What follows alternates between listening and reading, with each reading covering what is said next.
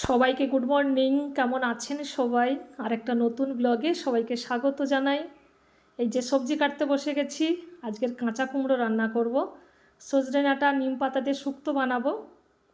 কাঁচা কুমড়ো খেতে ভীষণ ভালোবাসি, আর এই সময়টা পাকা কুমড়োর থেকে কাঁচা কুমড়োটাই খেতে ভালো লাগে।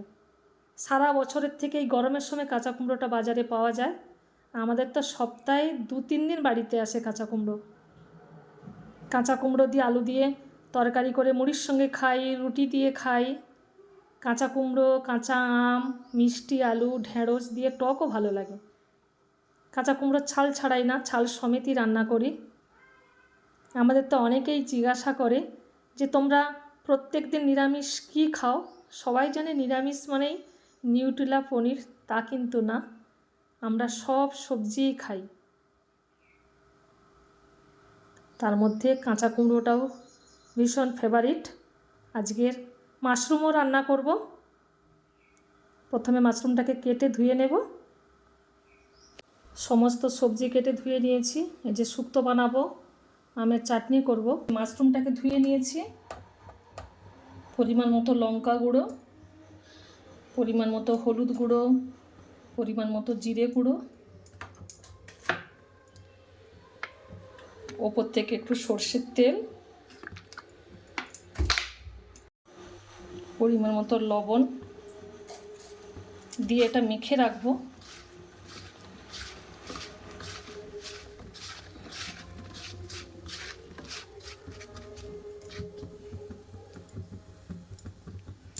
শুক্তো বানাবো। কড়াইটা গরম হয়ে গেছে, উপর থেকে নিম পাতা দিয়ে দিলাম।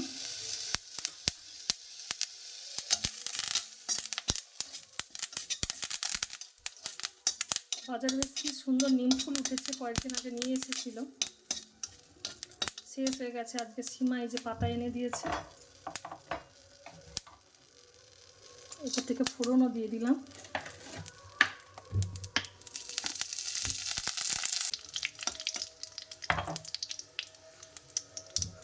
সবজিটা দিয়ে দিলাম।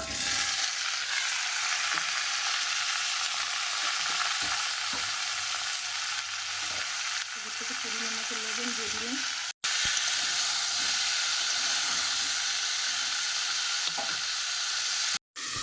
মাশরুমটাকে তো সমস্ত গুঁড়ো মশলাতে ম্যারিনেট করে রেখেছিলাম, লঙ্কা গুঁড়ো, হলুদ গুঁড়ো, জিরে গুঁড়ো, লবণ, সর্ষের তেল দিয়ে।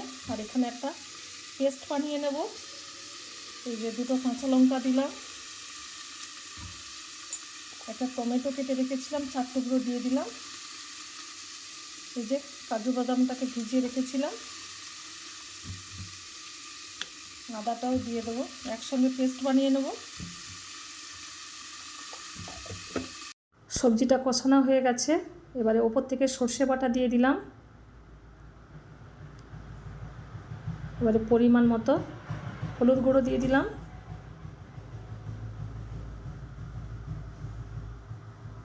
সবাই কাঁচা কুমড়ো খেয়ে দেখুন, ভালো লাগবে।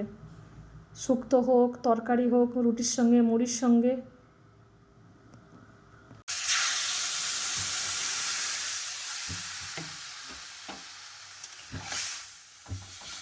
শুক্তো হয়ে গেছে, এবারে মাশরুম রান্না করবো। মাশরুমে একটু আলু দেবো আজকে। আলুটাকে প্রথমে ভেজে নিচ্ছি। আলুটা ভাজা হয়ে গেছে, ওপর থেকে 5 ফোড়ন দিয়ে দিলাম। টমেটো কেটে রেখেছিলাম দিয়ে দিলাম, একটা তেজপাতাও দিয়ে দিলাম।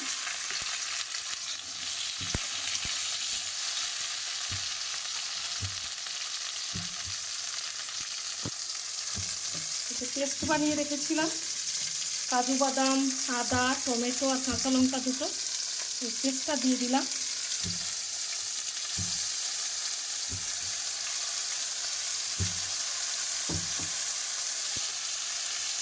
আলু আর মশলাটা একটু কষতে থাকবো।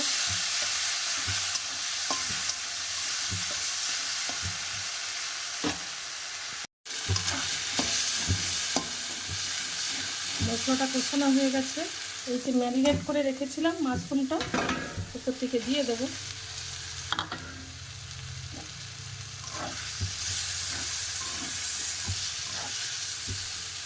একদম গ্যাস কমিয়ে ধিমে আঁচে রান্নাটা করবো এবং ঢাকা দিয়ে দেবো।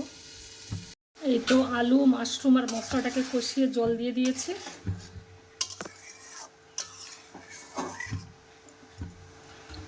এবার ঢাকা দিয়ে দেব।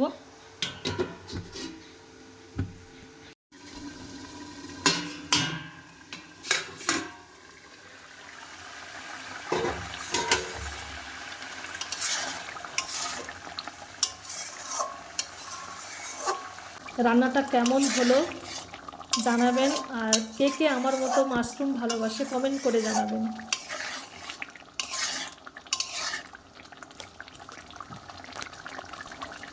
আলুটা সেদ্ধ হয়ে গেছে, এবারে নামিয়ে নেব। ভালো হয়েছে। সবসময় তো মাশরুম এমনিই রান্না করি, শুধু আজকে আলু দিয়ে বানিয়েছে। আজ তাহলে খাওয়া দাওয়া করি, আবার পরের ভিডিওতে দেখা হবে। সবাই খুব ভালো থাকবেন, সবাইকে টাটা।